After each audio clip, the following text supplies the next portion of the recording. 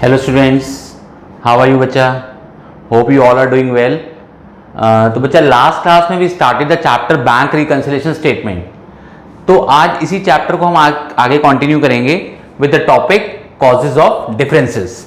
तो बच्चे स्टार्ट करने से पहले मैं आपको थोड़ा सा लास्ट क्लास का रिवाइज करवा दूं, जिसमें हमने पढ़ा था कि customer prepares cash book while bank prepares passbook, और आपको यह भी बताया गया था कि कस्टमर जो कैश बुक बनाता है उसमें बैंक का अकाउंट प्रिपेयर करता है, और जो बैंक पासबुक बनाता है उसमें वो कस्टमर का अकाउंट प्रिपेयर करता है, राइट।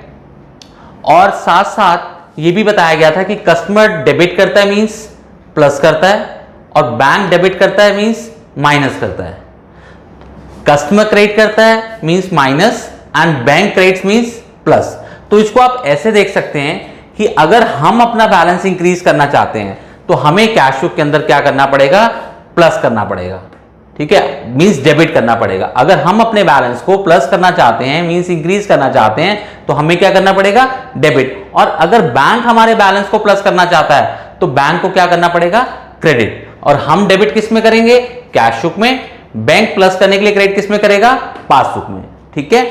इसी तरीके से अगर हमें अपना बैलेंस डिक्रीज करना है कैश बुक में मींस माइनस करना है तो हमें क्या करना पड़ेगा? क्रेडिट करना पड़ेगा। उसी चीज को मींस अगर बैंक ने हमारा बैलेंस डिक्रीज करना है मींस माइनस करना है पासबुक में तो वो हमें क्या करेगा? डेबिट करेगा। तो ऐसा हमने लास्ट क्लास में भी पढ़ा था कि जो चीजें जो अमाउंट्स हम कैश बुक के डेबिट साइड में लिखते हैं बच्चे, सेम अमाउंट्स कैश पासबुक में क्रेडिट साइड में लिखे जाते हैं, और जिन अमाउंट्स को हम कैश बुक के क्रेडिट साइड में लिखते हैं वही सेम अमाउंट पासबुक के डेबिट साइड में लिखे जाते हैं, ठीक है। ऑपोजिट साइड हम एंट्री पास करते हैं, अमाउंट लिखते हैं। तो आप देख रहे हैं कैश बुक का डेबिट इंक्रीज के लिए है, साइंस पे ध्यान दीजिए। कैश बुक का डेबिट इंक्रीज के लिए है, यही इंक्रीज पासबुक में क्रेडिट करके शो किया जाता है। In the same manner cash book का क्रेडिट माइनस के लिए है, डिक्रीज के लिए है, यही बैलेंस यही माइनस अगर हम पासबुक में शो करना चाहते हैं तो हमें डेबिट करना पड़ेगा, ठीक है। तो इस चीज को आप अच्छे से ध्यान रखिए, साइंस को किस तरीके से यूज करना है, और इस चीज को आप हमेशा ध्यान रखेंगे, ये आपके बहुत काम आने वाली चीजें हैं कि कस्टमर डेबिट कर रहा है मींस प्लस कर रहा है, और बैंक क्रेडिट कर रहा है तो प्लस हो रहा है। आप ऐसे ऐसे देख सकते हैं, मैंने एरोज लगाए हुए हैं कि प्लस कब हो रहा है, देखिए दोनों में प्लस हो रहा है। कस्टमर अगर कैश बुक में डेबिट कर रहा है तो प्लस हो रहा है, बैंक अगर पासबुक में क्रेडिट कर रहा है तो प्लस हो रहा है। इसी तरीके से माइनस के लिए दोनों हैं कि कस्टमर अगर कैश बुक में क्रेडिट कर रहा है तो माइनस हो रहा है, बैंक अगर पासबुक में माइनस कर रहा है तो डेबिट हो रहा है, ठीक है। तो बच्चे आप ये साइंस सारे यहां पे यूज हुए हैं। अब हम आगे स्टार्ट करते हैं कॉजेज ऑफ डिफरेंसेस से। आप एक बार रिवाइज कर लीजिए, साइंस पे एक बार ध्यान दे लीजिए, फिर हम स्टार्ट करते हैं।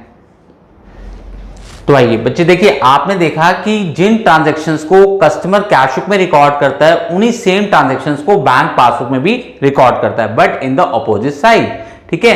तो अब हमें क्या देखना है कि अगर हमारी जब सेम ट्रांजैक्शंस रिकॉर्ड हो रहे हैं तो जो कैश बुक बैलेंस शो कर रही है, ठीक है ना, मींस मान लीजिए हमारी कैश बुक कह रही है कि हमारा 10,000 बैलेंस है तो पासबुक को भी कहना चाहिए 10,000 बैलेंस है, ठीक है ना। बट कभी कभी ये दोनों बैलेंसेस जो है मैच नहीं करते हैं, तो उनके क्या रीजन रहते हैं? तो स्टार्ट करते हैं फर्स्ट रीजन से, that is cheques issued but not yet presented for payment, amount is ₹10,000। इसका क्या मीनिंग हुआ बच्चे?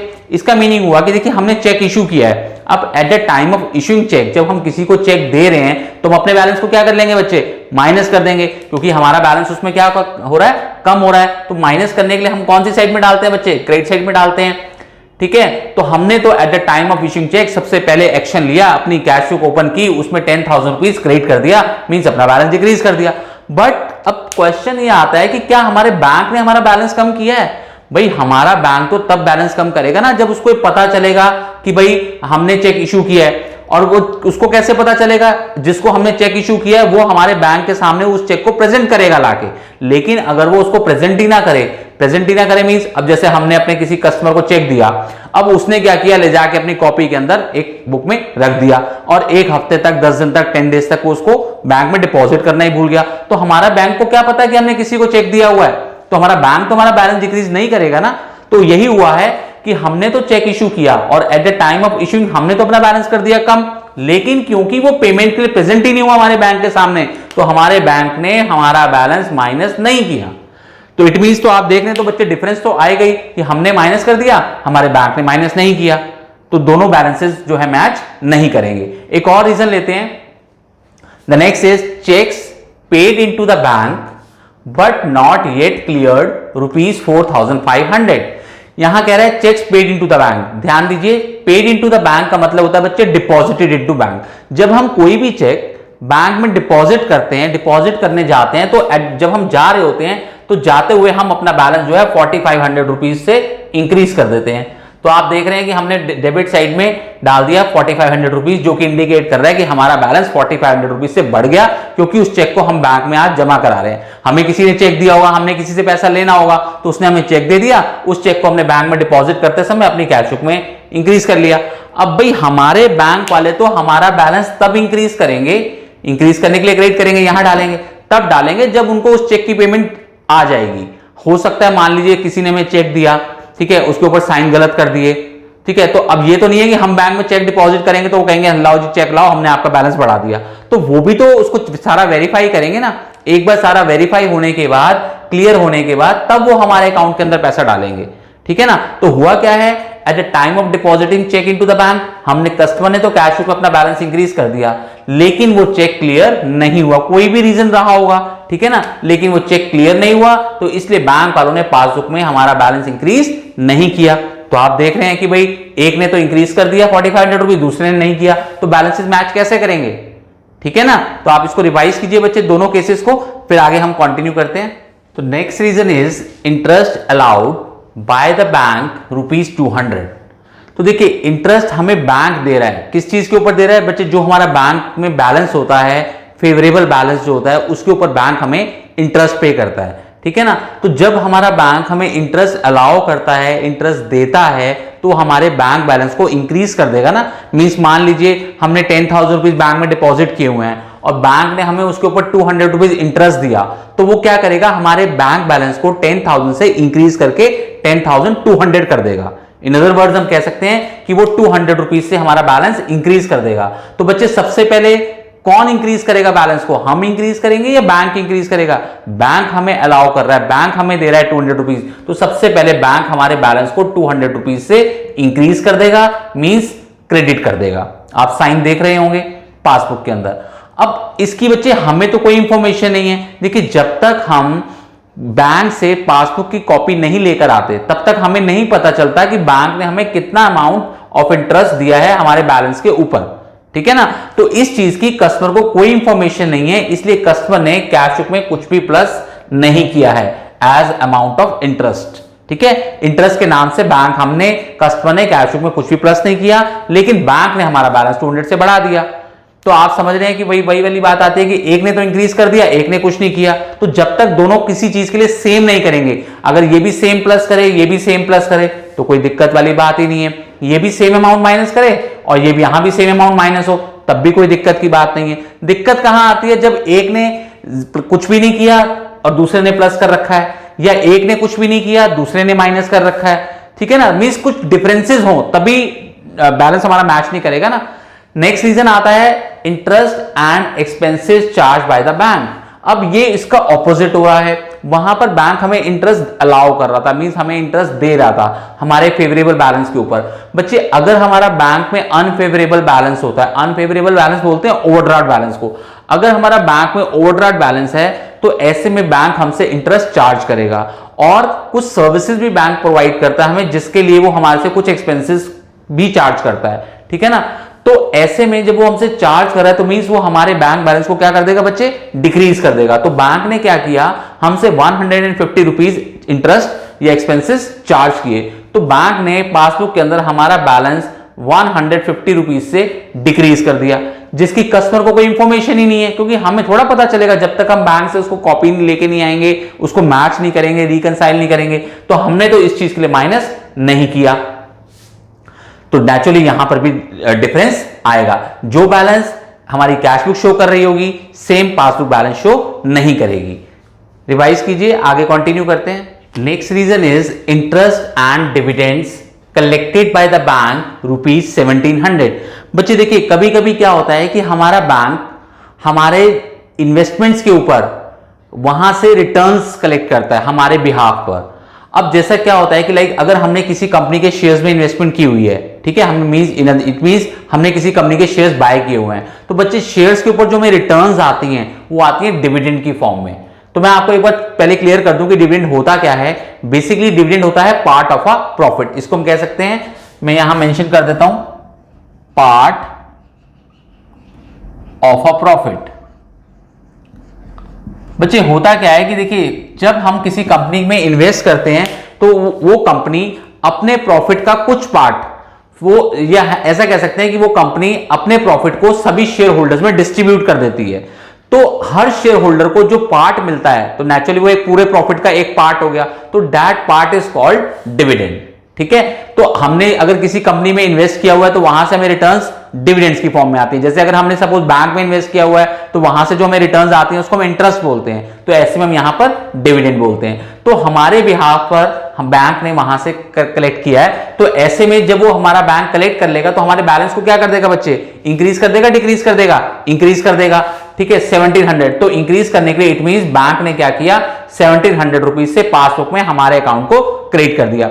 लेकिन एक पर्टिकुलर डेट तक हमें इंफॉर्मेशन नहीं है कि बैंक ने प्लस कर दिया है, क्योंकि पैसा आने पर ही जब कलेक्ट होगा तभी तो बैंक प्लस करेगा, हमें इस चीज की कोई इंफॉर्मेशन नहीं है, तो कस्टमर ने कैश बुक में इसके लिए कोई भी एंट्री पास नहीं की है। तो एक ये रीजन हो सकता है कि हमारा बैलेंस पासबुक के बैलेंस से मैच नहीं हो रहा। एक नेक्स्ट रीजन लेते हैं, दैट इज इसमें आता है direct payments bye the bank. ये देखिए direct payments bye the bank rupees 12,000।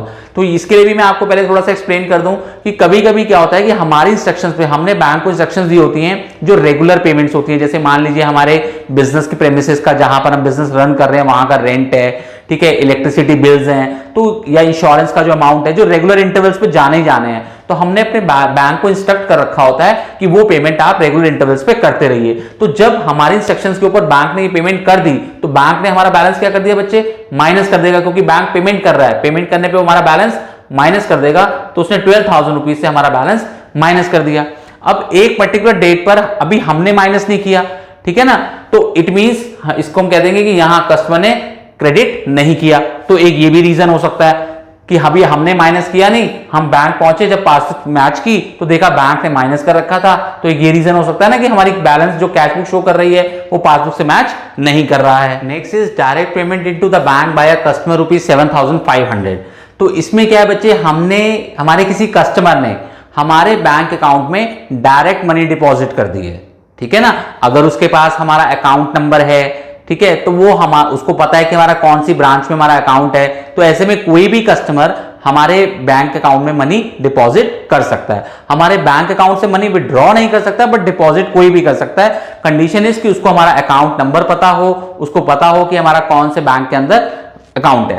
तो ऐसे में हमारे किसी कस्टमर ने हमारे बैंक में जाके डायरेक्ट हमारे अकाउंट में मनी डिपॉजिट कर दी 7,500 रुपीज। तो बैंक ने हमारा क्या किया बच्चे, बैलेंस, बैंक ने ऐसे में हमारा बैलेंस 7,500 रुपीज से इंक्रीज कर दिया।